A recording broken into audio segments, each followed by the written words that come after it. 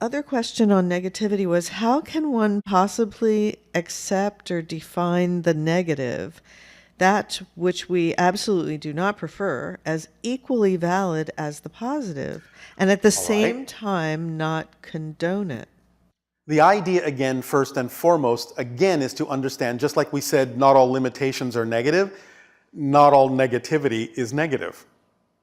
In other words, there might be things that are created through the mechanism of negativity. Remember that when we say positive and negative, these are not value judgments. These are just descriptions of a mechanism and an energy.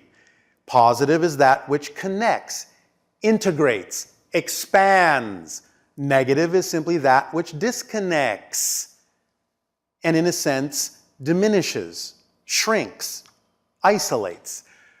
These concepts in and of themselves are not automatically one thing or another. They're neutral components of these ideas.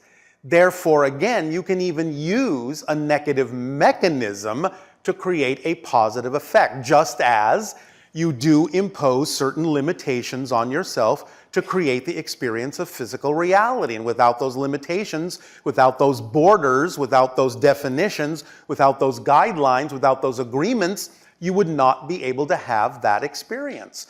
So in a sense, imposing limitations of that type on yourself is a negative act, because you are creating a sensation to some degree of disconnection from the greater self, but you're using it for a positive purpose.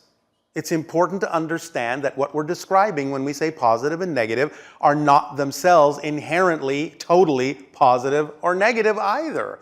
That's why it's so important to understand, going back to the first question, is that as you expand your consciousness, you have to become more aware of existence. And as you become more aware of existence, you automatically become more aware of the positive and the negative, and of course the balance point in the center, being that existence is not a duality, it's a trinity. And therefore, in becoming more aware of the negative as well as the positive, you're just becoming more aware of more probabilities, and it's up to you to decide how to use them. Because you can use a positive idea in a negative way, you can use a negative idea in a positive way, and that's why you have the symbol called the yin-yang, where you have black on one side with a little bit of white, and white on the other side with a little bit of black, showing you that no matter how much you might be on one side or the other, there is always the opportunity to recognize that a little bit of the opposite exists in each. So you can never become unaware of one side if you're actually expanding your consciousness. The only way you can become unaware consciously of one side is to actually be negative and diminish your ability to perceive existence. So when someone says, I don't believe in negative beliefs, they're actually diminishing their ability to experience part of creation, which gives them more choices. Because it's not automatic that you have to use a negative mechanism in a negative way. Does that answer the question? Yeah, that actually, the whole idea of you have to be creative in working with energy. Yes. Period. Yes. And negative energy can be transmuted, it can be worked with in a positive way, but it's like saying, I have a very sharp tool. Now, I can do some good sculpting with that. I can also probably chop my finger off with it.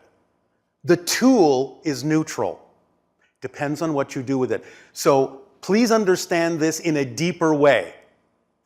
And we thank the people that have asked these questions, because it allows us the opportunity to open the door to explain this in a deeper way.